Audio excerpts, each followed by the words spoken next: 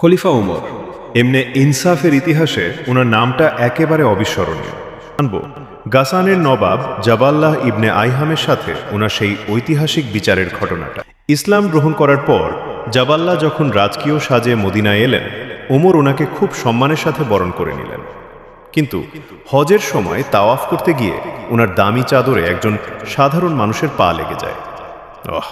অহংকারী নবাব রেগে গিয়ে সেই লোকটাকে সজোরে এক থাপ্পড় মারলেন। যখন উমরের দরবারে বিচার চাওয়া হলো, তখন তিনি সাফ জানিয়ে দিলেন, হয় লোকটাকে খুশি করো, না হলে কিসাস অর্থাৎ সমতার বিধান অনুযায়ী সেও তোমাকে একটা থাপ্পড় মারবে। জাবাল্লাহ তো অবাক হয়ে বললেন, আমি রাজা আর সে হলো সাধারণ প্রজা। তখন উমর যেন বজ্রের মতো করে বললেন, ইসলামে তোমরা দুজনেই সমান, শুধু তাকওয়া বা খোদাভীতির ভিত্তিতেই কেউ মর্যাদা পেতে পারে, সামাজিক অবস্থানে নয়। এই সাম্যের বিচার মেনে নিতে না পেরে জাবাল্লাহ পালিয়ে গেলেন। কিন্তু হযরত উমরের এই ইনসাফ আজও আমাদের এটাই শিখিয়ে দেয়, আইনের চোখে সবাই সমান।